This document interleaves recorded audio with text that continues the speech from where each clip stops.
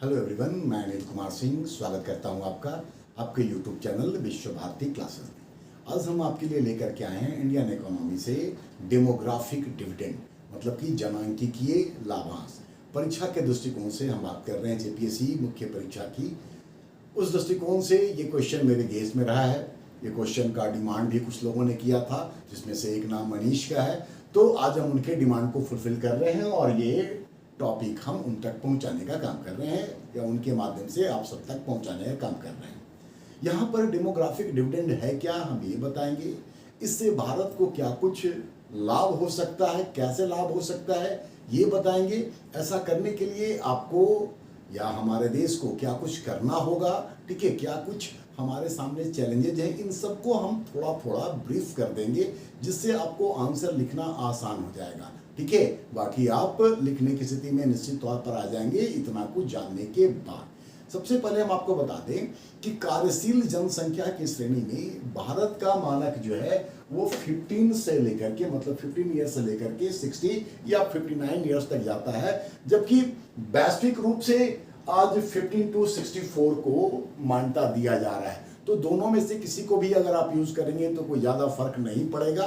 साथ ही साथ बोर्ड पर आप देख रहे हैं कि आज की तारीख में जो डेटा है वो डेटा भी हम यूज किए हैं, एट प्रेजेंट यहाँ लिखा हुआ है। और चूंकि हमारे सिलेबस में जो जेपीएससी का सिलेबस है उसमें 2011 के रेफरेंस पे ये क्वेश्चन पूछने का बात किया गया है या सिलेबस में मेंशन है, तो उसको भी हम यहाँ रख रहे हैं। इसी को आधार बना करके हम लोग ये पूरा आंसर अपना करने जा रहे हैं। तो सबसे पहले हम लोग ये समझे कि डेमोग्राफिक डिविडेंड का अर्थ क्या होता है। तो उन चीजों को कहीं ना कहीं ये जो आंकड़े हैं वो प्रदर्शित कर रहे हैं, उसको बता रहे हैं, जिसके आधार पर हम लोग ऐसे कह सकते हैं कि जब काम करने वालों की तुलना में उन पर आश्रित लोगों की संख्या कम हो तो आर्थिक उत्पादन को बल मिलता है। हम फिर से दोहरा दें कि जब काम करने वाले लोगों की तुलना में, यहां देखिए जो कार्यशील जनसंख्या है, दोनों जगह हम आंकड़ा दिखा रहे हैं आपको, जब काम करने वालों की तुलना में उन पर आश्रित लोगों की संख्या कम हो तो आर्थिक उत्पादन को उतना ही अधिक बल मिलता है, और ऐसी स्थिति ही जनांकिकीय लाभांश कहलाती है। या हम लोग कह सकते हैं कि डेमोग्राफिक डिविडेंड या जनांकिकीय लाभांश का मतलब हुआ कि जनसंख्या में बढ़ती हुई युवा और कार्यशील जनसंख्या और उनकी तुलना में घटता हुआ निर्भरता अनुपात होगा, तो उसके परिणाम स्वरूप उत्पादन की जो मात्रा होगी वो बड़े रूप में प्राप्त होगी, या कहें कि उत्पादन बड़ी मात्रा में सृजित होगी। ये स्थिति ही जनांकिकीय लाभांश कहलाती है। इसका मतलब हुआ कि जनांकिकीय लाभांश अर्थव्यवस्था में मानव संसाधन के सकारात्मक और उनके सतत विकास को दर्शाने का काम करता है। ये परिभाषा के तौर पर आप बताने का काम कीजिएगा। आगे हम इसका फार्मूला ही बताएंगे। अब इसी चीज को हम लोग फिर आंकड़ों पर समझ जाएं। मैंने क्या बताया कि किसी देश में बढ़ती हुई युवा और कार्यशील आबादी, तो कार्यशील आबादी मैंने आपको पहले ही बताया था कि वैश्विक मानक ये है, भारत का मानक ये चलता है, या इसको हम लोग 59 कर दें, ठीक है, ये मानक चलता है। आप इसमें से किसी को भी यूज कर ले। यहां देखिए कि 2011 में जो कार्यशील जनसंख्या हमारी थी वो 60.29% थी। ये पूरी आबादी की बात हम कर रहे हैं। वर्तमान में 64.9% ये हो गया है बढ़ करके, ठीक है। तो जब जनसंख्या में कार्यशील और युवा आबादी अधिक हो और उनकी तुलना में आश्रितों की संख्या कम हो तो उत्पादन को गति मिलती है।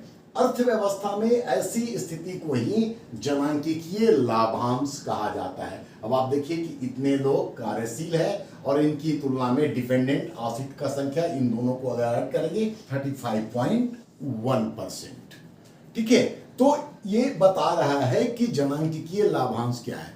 अब अगर हम लोग जनांकिकीय लाभांश का परिभाषा लिखना चाहें तो हम लोग लिखेंगे कार्यशील जनसंख्या डिवाइडेड बाय कुल जनसंख्या, मतलब कि working population divided by total population. इस तरीके से जनांकिकीय लाभांश को हम लोगों ने समझाने का काम किया। उम्मीदें यहाँ तक आपको समझ में आ गया होगा। अब आगे हम लोग बढ़े। भारत की स्थिति को अगर देखें तो 2012 के बाद से ही भारत जो है वो जनांकिकीय लाभांश की स्थिति में है, जबकि विश्व के जो अन्य देश हैं, चीन है, यूरोप है, अमेरिका है, वहां पर लोगों का उम्र बढ़ रहा है, मतलब लोग वृद्धावस्था की ओर जा रहे हैं।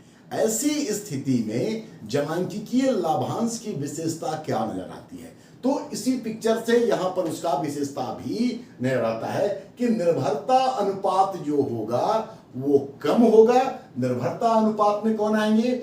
0 से लेकर के 15 वर्ष के आयु के लोग और 65 प्लस या भारतीय मानक के अनुसार 60 और उससे अधिक उम्र के लोग।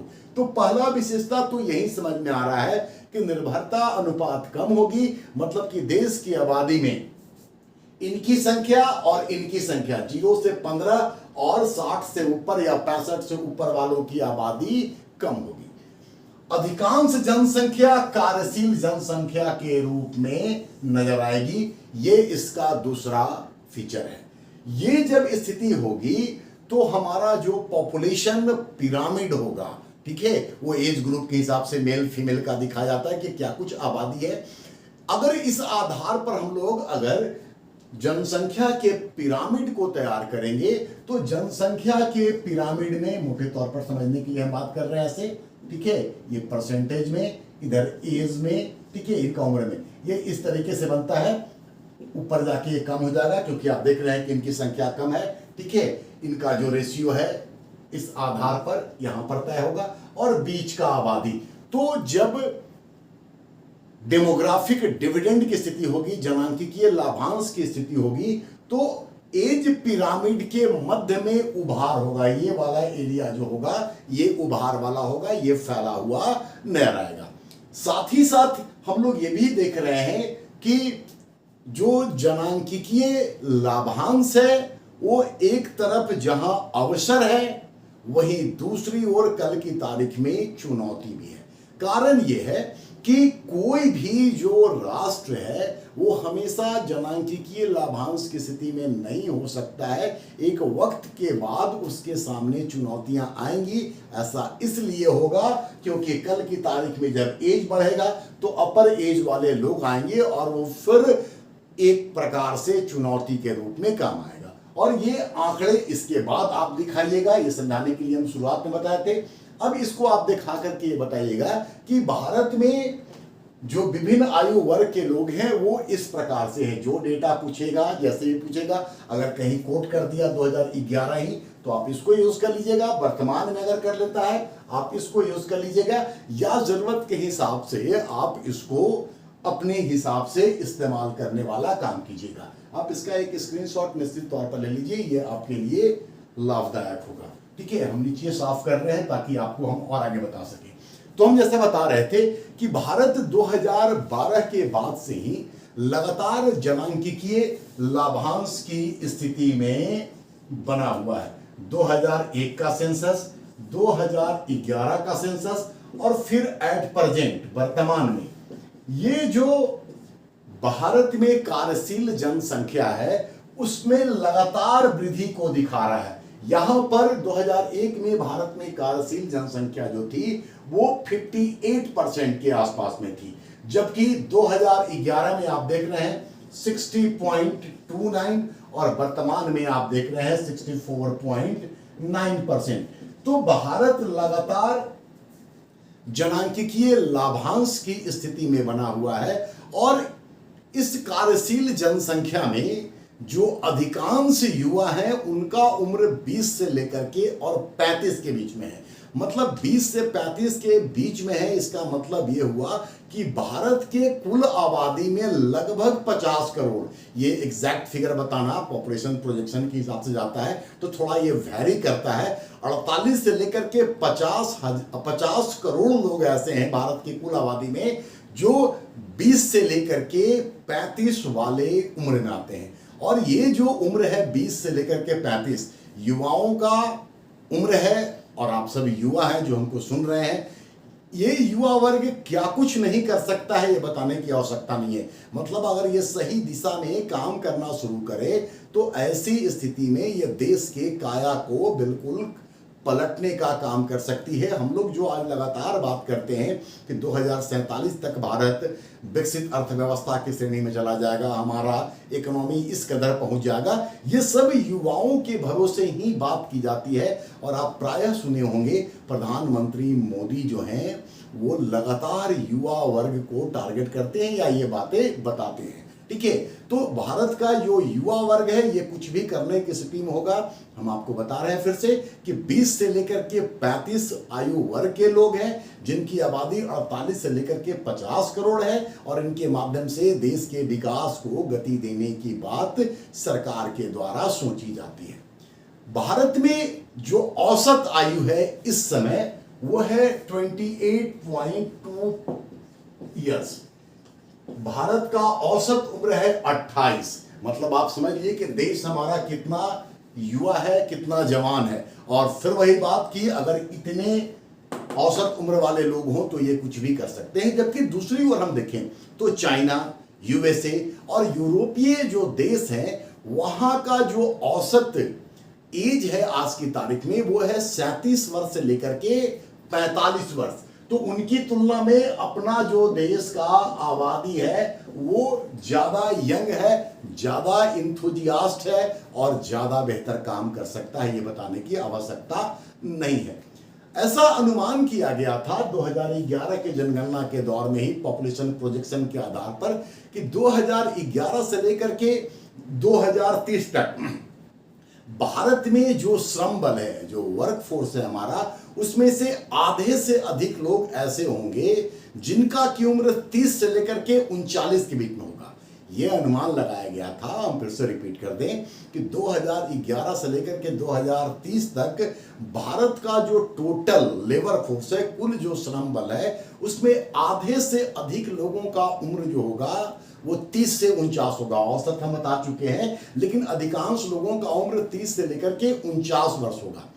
30 से लेकर के 49 वर्ग जो वर्ष का पीरियड है पूरा, ये कहा जाता है कि आर्थिक दृष्टिकोण से सबसे ज्यादा उत्पादक उम्र होता है। ऐसा इसलिए क्योंकि एक तरफ इसमें 30 से 49 का बात है, तो एक तरफ युवा जोश भी होगा और साथ साथ 49 तक जाते जाते अनुभव भी होगा। तो अनुभव और जोश, इन दोनों का जो समावेश होगा उसके कारण से उत्पादकता बढ़ जाएगी। भारत में जो अर्थशास्त्री हैं या जो वैश्विक रूप से इन चीजों का प्रोजेक्शन करते हैं, जो अनुमान लगाते हैं, उनका मानना है या आंकड़े ये बताते हैं कि भारत जो है वो 2040 तक, अभी हम लोग 2024 में है, 2040 मतलब अभी भी लगभग 16 साल, मतलब ऑलमोस्ट 2 दशक अपने हाथ में है। भारत में ये जो अनुमान लगाया गया है कि 2040 तक भारत जो है वो जनांकीय लाभांश की स्थिति में हो गया। जनांकीय लाभांश क्या होता है ये हम आपको पहले बता चुके हैं। तो अनुमान किया गया है कि 2040 तक भारत जनांकीय लाभांश की स्थिति में होगा। हालांकि कई सारे अर्थशास्त्री, कई सारे विद्वान ये भी मानते हैं कि भारत न सिर्फ 2040 तक बल्कि ये 2055 तक डेमोग्राफिक डिविडेंड की स्थिति में होगा। अगर हम लोग इसी को मान लें, इसको छोड़ भी दें, तो औसतन हम लोग लगभग अभी 20 वर्ष अपने हाथ में है, जिसके आधार पर हम लोग देश के विकास को, इसकी अर्थव्यवस्था को गति देने का काम कर सकते हैं। भारत के पड़ोसी देश अगर चाइना को देखें तो ये बताने की आवश्यकता बिल्कुल भी नहीं है कि चाइना 2015 तक इसी डेमोग्राफिक डिविडेंड की स्थिति में रहा और इस डेमोग्राफिक डिविडेंड की स्थिति में रहते हुए उसने अपने देश की अर्थव्यवस्था को अत्यंत ही मजबूत बनाने का काम किया। अब ये 2015 के बाद से, जैसा कि मैंने आपको बताया था कि चीन की आबादी अब बूढ़ी हो रही है और भारत की आबादी अभी जवान है, और 2040 या 2055 तक हम लोग जनांकीय लाभांश की स्थिति में है। ऐसी स्थिति में अगर हम लोग प्रॉपर तरीके से इसका काम करें तो ये बेहतर परिणाम दे सकता है। दरअसल डेमोग्राफिक डिविडेंड जो है, ये डेमोग्राफिक ट्रांजिशन मतलब कि जनांकीय लाभांश जो है, ये जनांकीय संक्रमण की एक अवस्था है और दुनिया के हर राष्ट्र को कभी न कभी जनांकीय संक्रमण की इस अवस्था से गुजरना होता है। भारत अभी जनांकीय संक्रमण की दूसरी अवस्था में है। डेमोग्राफिक डिविडेंड मैंने बहुत पहले जब ये रिपोर्ट आया था कि भारत चाइना से ज़्यादा आबादी वाला राष्ट्र हो गया है, तो हम वहाँ पर डेमोग्राफिक डिविडेंड को समझाने का काम किए थे। कभी मौका मिलेगा तो उसको आप देखिएगा तो वो चीज़ें स्पष्ट हो जाएंगी कि ये होता क्या है। फिलहाल हम उस बात को टाल रहे हैं, सिर्फ हम आपको ये बता रहे हैं कि जनांकीय लाभांश की स्थिति वास्तव में जनांकीय संक्रमण का एक फेज है, एक चरण है, और हर राष्ट्र को यहाँ से कभी न कभी गुजरना पड़ता है। भारत अभी जनांकीय संक्रमण की दूसरी अवस्था में है, और दूसरी जो जनांकीय संक्रमण की अवस्था होती है, इसमें जन्म दर ऊंचा होता है और मृत्यु दर निम्न होता है। उच्च जन्म दर और निम्न मृत्यु दर जनांकीय संक्रमण की दूसरी अवस्था की विशेषता होती है। भारत इसी विशेषता के साथ अभी चल रहा है। यद्यपि भारत का अगर पॉपुलेशन ट्रेंड हम लोग देखेंगे तो पॉपुलेशन ट्रेंड हमारा क्या बताता है? Growth with decline. ग्रेजुअली हम लोग तीसरे फेज की ओर भी बढ़ रहे हैं, लेकिन फिलहाल हम लोग जनांकीय संक्रमण की दूसरी अवस्था में है, जहां की जन्म दर ऊंचा होता है और मृत्यु दर नीचा होता है। और ये जो उच्च जन्म दर और निम्न मृत्यु दर की स्थिति होती है, ये क्या करता है कि जनांकीय लाभांश की स्थिति की ओर ले जाता है। ठीक है, अब सवाल ये उठता है कि जनांकीय लाभांश है तो इससे कैसे क्या कुछ फायदा होगा, क्या बेनिफिट होगा? तो इसमें क्या हो रहा है कि देखिए, कार्यशील जनसंख्या जो है ये ज्यादा है। कार्यशील जनसंख्या का ज्यादा होना, आश्रित का कम होना, नतीजा क्या होगा कि कमाने वाले ज्यादा होंगे, खाने वाले कम होंगे, तो देश में समृद्धि आएगी, देश का विकास संभव होगा। ठीक है, तो पहला लाभ तो ये दिखेगा। दूसरा ये कि अधिक कार्यशील आबादी अगर है तो इसका मतलब ये हुआ कि आय ज्यादा होगा, इनकम ज्यादा होगा। इनकम ज्यादा होगा तो बचत ज्यादा होगा। देश में प्रति व्यक्ति आय बढ़ेगी। प्रति व्यक्ति आय जब बढ़ेगा तो इसका मतलब सीधा ये हुआ कि देश के इंफ्रास्ट्रक्चर में ये अपना योगदान देगा, तो आधारभूत संरचनाओं का निर्माण संभव हो पाएगा। इसके कारण से जब देश में बच्चे कम होंगे, बूढ़े कम होंगे, इसका मतलब यह हुआ कि सरकार को सामाजिक कार्यों पर, सामाजिक सुरक्षा जैसे कार्यों पर खर्च कम करना पड़ेगा। जब सरकार सामाजिक कार्यों पर, हेल्थ पर, उनके न्यूट्रिशन पर अगर कम खर्च करेगी तो सरकार का क्या होगा कि राजकोषीय स्थिति, मतलब उनका जो फिजिकल स्टेटस है, जो हम लोग लगातार डेफिसिट में जाते हैं, फिजिकल डेफिसिट, तो जब सरकार इन लोगों पर कम खर्च करेगी, कम करेगी इसलिए कि इनकी आबादी अगर कम है, डिपेंडेंसी कम होगा, वर्किंग पॉपुलेशन हमारा ज्यादा होगा, तो सरकार का जो सार्वजनिक व्यय है सामाजिक सुरक्षा पर, सामाजिक कल्याण कार्य पर, वो कम होगा और इसका सकारात्मक प्रभाव हमारे राजकोषीय नीति पर पड़ेगा। ठीक है, इसमें क्या होगा कि अधिक उत्पादकता होगी, और अधिक उत्पादकता के साथ ही आर्थिक क्षेत्र में जो लेबर फोर्स है, जो श्रम बल है, उसकी आपूर्ति भी सुनिश्चित होगी। मतलब कि काम करने वाले लोगों का भरमार होगा, हम लोग उसका प्रॉपर इस्तेमाल कर सकते हैं। क्योंकि डेमोग्राफिक ट्रांजिशन की दूसरी अवस्था में क्या होता है कि जो कुल प्रजनन दर है, टोटल फर्टिलिटी रेट है, उसमें कमी आती है। जब फर्टिलिटी रेट में कमी आती है आर्थिक रूप से बदलाव के कारण, तो इसका मतलब यह हुआ कि महिलाओं की जो आर्थिक क्रियाकलाप है उसमें भागीदारी बढ़ेगी। और जब देश की लगभग आधी आबादी जो TFR, टोटल फर्टिलिटी रेट के कम होने के कारण अर्थव्यवस्था में अपना योगदान देगी, तो फिर ये बताने की जरूरत बिल्कुल भी नहीं होनी चाहिए कि उनके मौजूदगी से देश की अर्थव्यवस्था को और गति मिलेगा।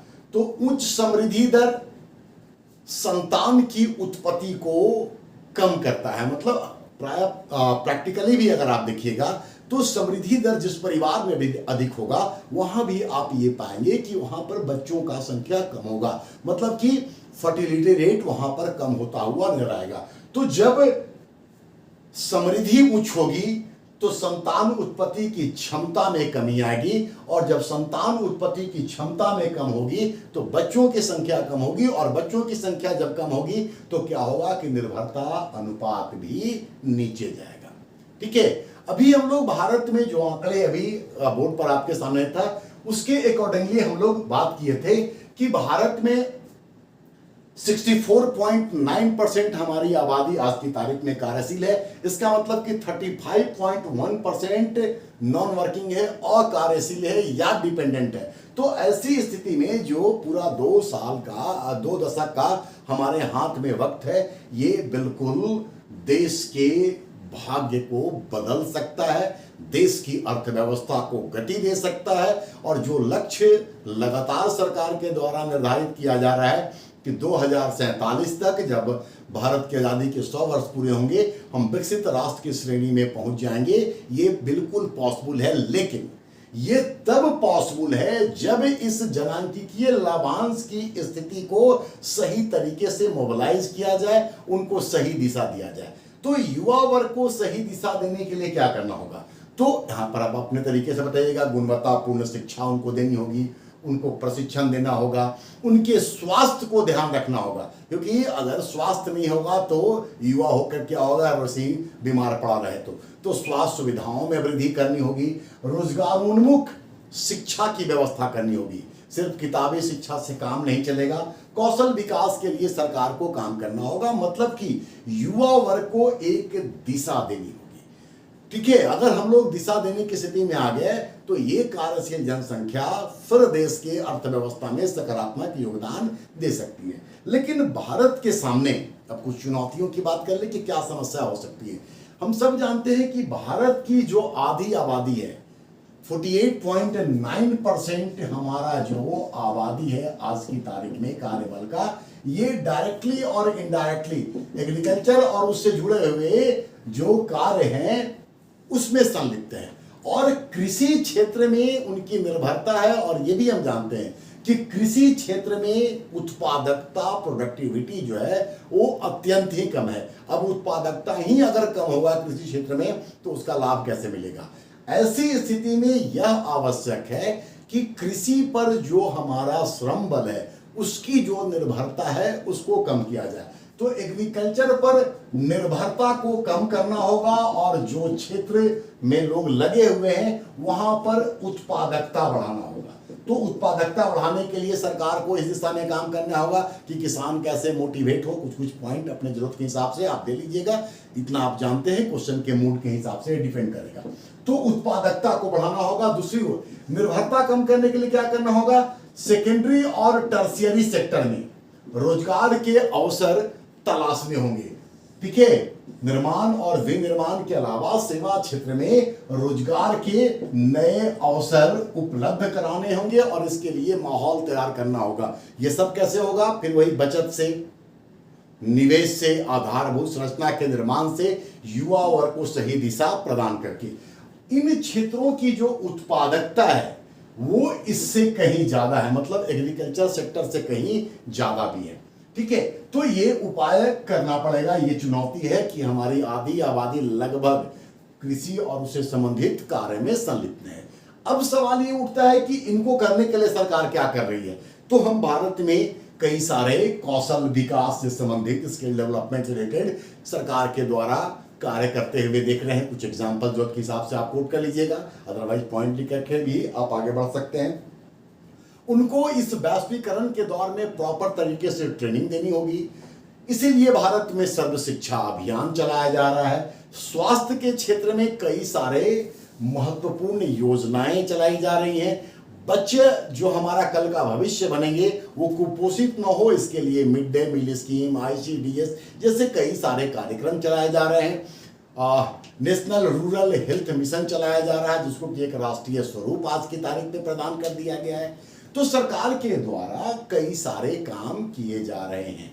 अगर ये सारे उपाय अगर सरकार के द्वारा किया जाता है और ये सही दिशा में काम करता है तो क्या होगा कि इससे देश के GDP को बढ़ाया जा सकता है।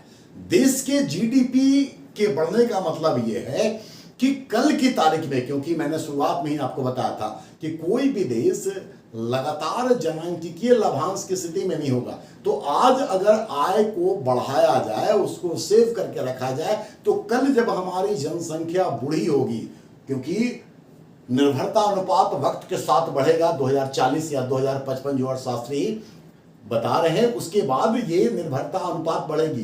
तो आज अगर जीडीपी, नेशनल इनकम हमारा ये सब ऊपर रहेगा, सेविंग हमारे पास रहेगा, तो कल की तारीख में उस आबादी के लिए जो डिपेंडेंसी रेट में आ जाएगी, उनके लिए हम बेहतर काम कर पाएंगे। तो ये आवश्यक है कि ये काम किया जाए।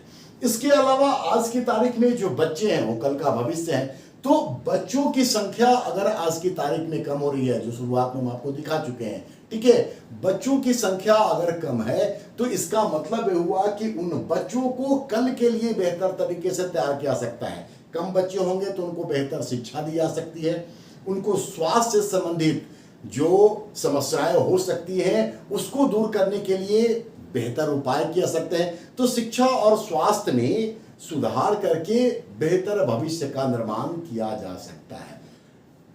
डेमोग्राफिक डिविडेंड जैसा कि मैंने बताया कि खत्म होगा, और खत्म होगा उस समय के लिए हम लोगों को तैयार रहना होगा। मतलब कल की तारीख में जब देश बुढ़ापा की ओर जाएगा, युवा वर्ग धीरे धीरे वृद्धावस्था की ओर जाएगा, तो आज अगर बेहतर तरीके से काम किया जाएगा तभी जाकर के कल की तारीख में उनके लिए सुरक्षा मुहैया कराया जा सकता है, चाहे वो स्वास्थ्य से जुड़ा हुआ हो, सामाजिक सुरक्षा से जुड़ा हुआ हो या अन्य चीजों से जुड़ा हुआ हो। क्योंकि उस समय फिर देश के ऊपर राजकोषीय बोझ बढ़ेगा, उसके लिए आज ही हम लोगों को तैयार रहना है।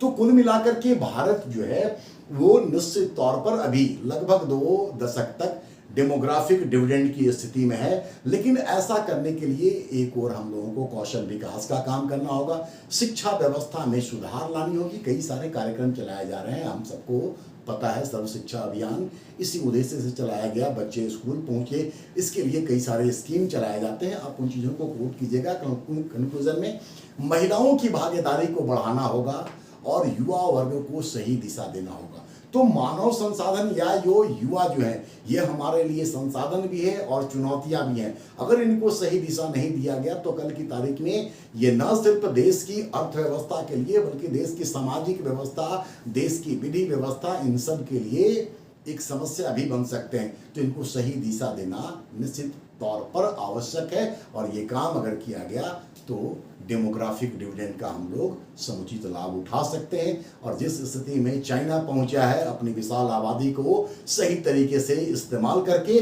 निश्चित तौर पे भारत भी वहां पहुंच सकता है। बस इतनी ही बातें इस टॉपिक में।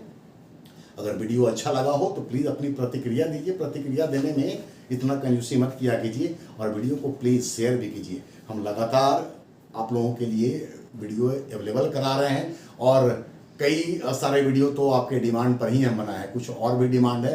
वक्त के साथ हम कोशिश करें कि उसको भी फुलफिल कर लें। हर्षवर्धन से कुछ लोगों का डिमांड है, कुछ लोगों का डिमांड कहीं और से भी है, उसको देखना पड़ेगा, अभी फिलहाल दिमाग में नहीं आ रहा है। तो प्लीज़ शेयर कीजिए, कमेंट दीजिए, और अगर चैनल को सब्सक्राइब नहीं किए तो प्लीज़ सब्सक्राइब भी कर लीजिए। मिलते हैं जल्द ही अगले वीडियो।